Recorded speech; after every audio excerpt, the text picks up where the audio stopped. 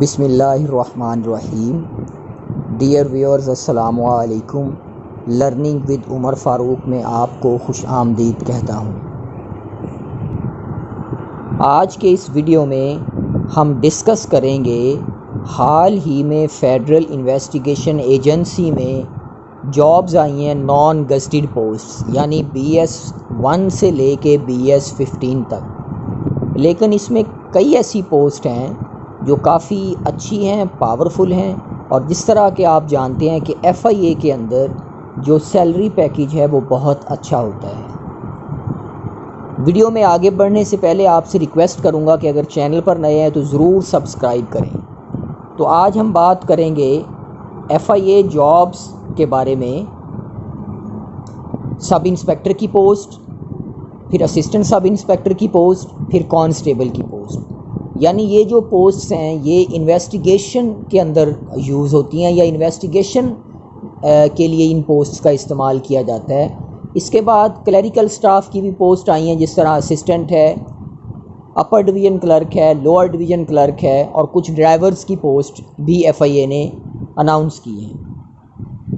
तो ख़ास तौर पर हम बात करेंगे इस वीडियो में कि सब इंस्पेक्टर, ASI, कांस्टेबल, इनका सिलेबस क्या है और इनकी जॉब डिस्क्रिप्शन क्या है, और ऑफिस वर्क में जो सीट्स हैं यानी असिस्टेंट है या अपर डिवीज़न क्लर्क है, UDC है या लोअर डिवीज़न क्लर्क है, उनका क्या काम होता है।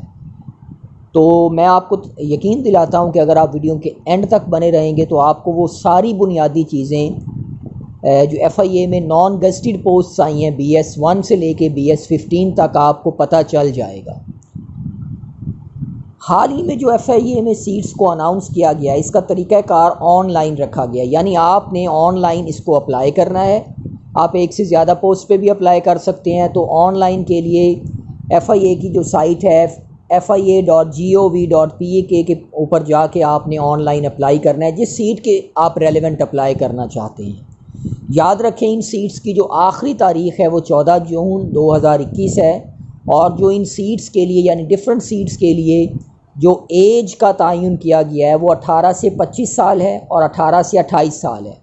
इसमें मैं आपको एक चीज़ बताता चलूँ कि जनरल रिलैक्सेशन सब के लिए 5 साल इसके अलावा रखी गई है, लेकिन बाज़ औक़ात जो जनरल रिलैक्सेशन है वो फोर्स की पोस्ट के लिए नहीं दी जाती और बाज़ औक़ात वो दे दी जाती है। एक और चीज़ मैं यहाँ पर बताता चलूँ कि सब इंस्पेक्टर जो स्केल 14 में है और जो असिस्टेंट सब इंस्पेक्टर है वो 11 स्केल के अंदर काम करेगा, और ये एक यूनिफॉर्म पोस्ट है।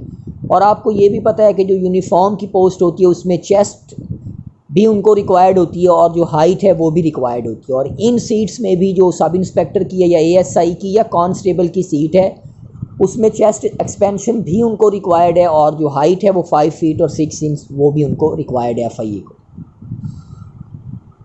इसके बाद हम बात करेंगे कि टेस्ट किस तरह से लिया जाएगा। तो आजकल FIA का और वर्चुअल यूनिवर्सिटी ऑफ पाकिस्तान का एक MOU जो है, मेमोरेंडम, एक साइन होने के लिए जा रहा है। एक्सपेक्टेड है कि वो साइन हो जाएगा, यानी कि ऑनलाइन टेस्ट को लिया जाएगा, यानी आप अप्लाई भी ऑनलाइन करेंगे और वर्चुअल यूनिवर्सिटी ऑफ पाकिस्तान के जो सब कैंपसेस होंगे उनके ऊपर जो कंप्यूटर होंगे उनके ऊपर ऑनलाइन टेस्ट लिया जाएगा।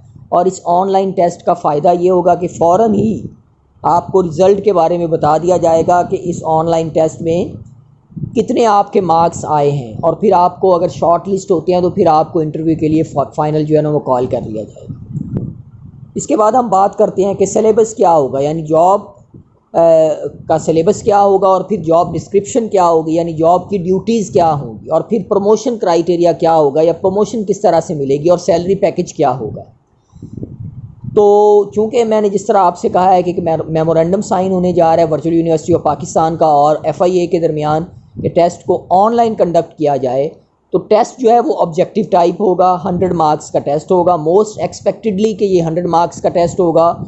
और जिस तरह के आपको पता है कि जनरल नॉलेज का टेस्ट होता है उसमें डिफरेंट सेगमेंट्स होते हैं, जिस तरह अंग्रेज़ी है तो अंग्रेज़ी का टेस्ट होगा, बेसिक मैथ इसमें शामिल होगा, उर्दू शामिल होगा, जनरल नॉलेज शामिल होगा, पाकिस्तान स्टडीज़ शामिल होगा, करंट अफेयर शामिल होगा, एवरीडे साइंस या जनरल साइंस के क्वेश्चन शामिल होंगे, कंप्यूटर है और ज्योग्राफी ऑफ पाकिस्तान है या इंटरनेशनल ज्योग्राफी है उसके ऊपर सवाल पूछे जाएंगे। और उसके बाद जॉब रेलेवेंट सवाल भी पूछे जाएंगे, यानी एफआईए के बारे में, या जॉब जिस जॉब के लिए आपने अप्लाई किया है, वो असिस्टेंट की है, वो सब इंस्पेक्टर की है, वो एएसआई की पोस्ट है, उसके रेलेवेंट भी सवाल पूछे जा सकते हैं। और इस्लामियात का भी पोर्शन होगा, यानी इन सारे पोर्शंस में से आपका टेस्ट लिया जाएगा। और तैयारी वही है आपकी जिन किताबों से आपने तैयारी की है, जिस तरह इम्तियाज़ शाहिद की किताब है, या पंजाब पब्लिक सर्विस कमीशन में जो कारवान की चौधरी अहमद नजीब की किताब है, ये जो भी जनरल नॉलेज की किताबें, बेसिक किताबें जो आपने पढ़ी हुई हैं या पढ़ते हैं आप इन जनरल नॉलेज के टेस्ट के लिए, तो उन्हीं की तैयारी करके आप जो है टेस्ट देंगे। अब जो एफआईए के इंस्पेक्टर का या असिस्टेंट डायरेक्टर का test federal public service commission लेता था, उसमें तो नेगेटिव मार्किंग नहीं होती थी।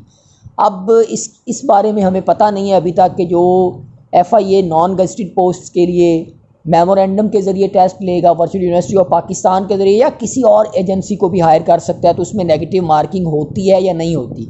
लेकिन मैं आपको ये स्पेकुलेशन बता रहा हूँ, अपना एक गैस बता रहा हूँ कि इसमें नेगेटिव मार्किंग नहीं होगी, लेकिन नेगेटिव मार्किंग हो भी सकती है। लेकिन जो मेन टेस्ट है जिसमें से आपका टेस्ट होगा, वो वही बुनियादी जनरल नॉलेज की चीज़ें हैं जिनका आप पहले भी टेस्ट देते हैं, तो उन्हीं में से आपका टेस्ट जो है वो लिया जाएगा। अब हम बात करते हैं इसके बाद कि ये जॉब डिस्क्रिप्शन क्या होगी। तो जिस तरह के हमें पता है कि जो एफआईए है, फेडरल इन्वेस्टिगेशन एजेंसी है, यानी ये इन्वेस्टिगेटिव एजेंसी है, मुख्तलिफ़ किस्म की इन्वेस्टिगेशन करती है, तो इसका जो दायरा है वो काफ़ी वसी है। फेडरल लेवल के ऊपर ये एजेंसी काम करती है और प्रोविंशियल लेवल के ऊपर इसके हेड क्वार्टर्स बने हुए हैं। तो अब एफआईए का बुनियादी काम क्या है, या इसको इस्टेब्लिश क्यों किया गया था? एफआईए को जो इस्टेब्लिश करने का बुनियादी मकसद था वो ये था कि ये जो स्मगलिंग है वो इंटर प्रोविंशियल स्मगलिंग भी हो सकती है, यानी बैन सूबाई स्मगलिंग भी हो सकती है और इंटरनेशनल स्मगलिंग भी हो सकती है, उसको रोकना, नारकोटिक्स को रोकना, यानी नारकोटिक्स की स्मगलिंग को रोकना या उसके फैलाव को रोकना, करेंसी के जो ऑफेंसेस होते हैं, यानी कि जो जालसाजी करते हैं करेंसी के ज़रिए, उनका जो दायरा कार है वो भी एफआईए के अंदर आता है। फिर जो मुख्तलिफ़ किस्म के फॉरनर्स हमारे यहाँ आते हैं उनको लॉ के अंदर बाउंड करना, इमिग्रेशन के जो जितने भी कवानीन है या किसी को इमिग्रेशन के लिए भेजना या उसको रोकना, ये भी एफआईए के काम आता है। मिसाल के तौर पे आपने सुना होगा कि लोगों का नाम ईसीएल में डाल दिया गया है, एग्ज़िट कंट्रोल लिस्ट में डाल दिया गया है, तो उनको रोकना भी एफआईए का काम है, क्योंकि इमिग्रेशन का जो दायरा कार है वो भी एफआईए के अंडर आता है। पासपोर्ट के हवाले से पासपोर्ट को ब्लॉक करना या पासपोर्ट को ओपन करना, ये भी एफआईए का आता है, और आपको पता है कि ये इंटीरियर मिनिस्ट्री के अंदर आती है। उसके बाद ऑफेंसेस जो है इंटर प्रोविंशियल जो रेमिफिकेशन है, यानी एक सूबे से दूसरे सूबे के अंदर स्मगलिंग हो रही है, या कोई बंदा जा रहा है, या नारकोटिक्स का मसला है, या कोई करेंसी का मसला है, या जिस तरह आपने सुना होगा कि इंसानी स्मगलिंग करते हैं लोगों को नाजायज़ तरीके से बाहर भेजते हैं, तो वो सारा जो दायरा कार है वो एफआईए की इन्वेस्टिगेशन के अंदर आता है और एफआईए के दायरा कार के अंदर आता है।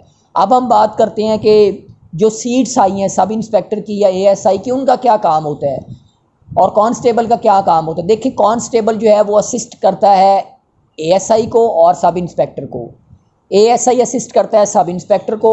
सब इंस्पेक्टर का और एएसआई का मेन जो काम होता है ये इन्वेस्टिगेशन से रेलेवेंट होता है और बंदों को पकड़ने के रेलेवेंट होता है, यानी छापे वगैरह जो मारे जाते हैं वो सब इंस्पेक्टर एएसआई और कांस्टेबल्स जो हैं ये मिल के मारते हैं और बंदों को जो क्रिमिनल होते हैं उनको पकड़ते हैं। तो ये बुनियादी काम होता है एएसआई का और सब इंस्पेक्टर का और जो कांस्टेबल्स होते हैं। लेकिन जो इन्वेस्टिगेशन का प्रोसेस होता है वो एएसआई करता है। अब एएसआई अपनी ज्यूरिसडिक्शन और अब जो क्राइम की जो नेचर होती है उसके मुताबिक करता है कि उसके क्या इख्तियारात हैं और क्या उसको इख्तियारात दिए हुए हैं कि वो किन इख्तियारात के तहत इन्वेस्टिगेशन करता है। उसके बाद फिर इंस्पेक्टर होता है। इंस्पेक्टर के बाद फिर जो होता है वो असिस्टेंट डायरेक्टर होता है, फिर डेप्यूटी डायरेक्टर होता है, फिर एडिशनल डायरेक्टर होता है, फिर डीजी होता है। इसके अंदर डीजी इन्वेस्टिगेशन या डीजी जो होता है एफआईए का होता है जो हेड क्वार्टर के अंदर काम करते हैं। तो ये वो सारी चीज़ें थी। इसके बाद जो आजकल एफआईए का दायरा कार है वो थोड़ा बढ़ा भी हुआ है इस वजह से कि इसमें आपने देखा होगा कि एफआईए जो है वो साइबर क्राइम को भी डील करता है, यानी कंप्यूटर के रेलेवेंट जितने भी क्राइम होते हैं या कोई वीडियो स्कैंडल आ जाता है या जो लोगों को लूटते हैं आजकल वाया एसएमएस के ज़रिए या फ़िशिंग करते हैं। फ़िशिंग से मुराद ये है ये जो मोबाइल के ज़रिए दूसरों को रॉन्ग कॉल्स करते हैं या जो मैसेजेस करते हैं जिसकी वजह से लोगों के साथ बैंक फ्रॉड्स हो जाते हैं। ये सारे फ्रॉड जो हैं साइबर फ्रॉड वो FIA डील करता है।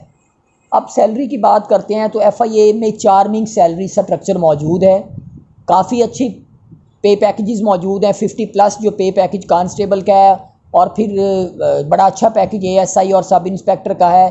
तो ये जो मैंने बात आपसे की है ये वो सीट्स थी जो इन्वेस्टिगेशन के हवाले से आती हैं। इसके बाद टेक्निकल सीट्स की बात कर लें या बात कर लें वो सीट्स जो क्लैरिकल ज़ुमरे में आती हैं। तो असिस्टेंट का जो बेसिक स्केल है वो 15 यहाँ पर रखा हुआ है। तो टेस्ट के हवाले से तो वैसा ही टेस्ट होगा जैसा कि बाकी मैंने ASI सब इंस्पेक्टर का आपको बताया है। लेकिन सैलरी के हवाले से असिस्टेंट की भी बहुत अच्छी सैलरी होती है। इस असिस्टेंट के बाद सुपरडेंट हो जाता है 16 स्केल में। लेकिन अब जो है आजकल फेडरेशन के अंदर स्केल अपग्रेडेशन का जो सिलसिला एक चला हुआ है कि क्लरिकल स्टाफ जो है UDC है या जो LDC है या असिस्टेंट है इनके स्केल्स को बढ़ाया जाए यानी अपग्रेड किया जाए और उनका सर्विस स्ट्रक्चर अच्छा किया जाए। तो FIA में स्केल के लिहाज से जो जूनियर क्लर्क है या सीनियर क्लर्क है या स्टेनोटाइपिस्ट है या सब इंस्पेक्टर है इनकी सैलरी स्ट्रक्चर एक जैसा होगा, लेकिन जॉब नेचर और जो पावर ऑफ जॉब है वो डिफरेंट होगी। यानी जो सब इंस्पेक्टर है या ASI है इनकी फील्ड के अंदर जॉब है और जो असिस्टेंट है या जो क्लरिकल स्टाफ है उसकी ऑफिस के अंदर की जॉब है, यानी ऑफिस वर्क करना उनका काम है। तो ये वो सारा सिलसिला था। सिलेबस का बताया आपको, सैलरी का बताया, जॉब पावर का बताया आपको कि क्या क्या पावर परफॉर्म होती है। आपके जहन में कोई भी सवाल हो तो आप मुझसे पूछ सकते हैं। वीडियो पसंद आए लाइक करें और शेयर करें। Thank you very much.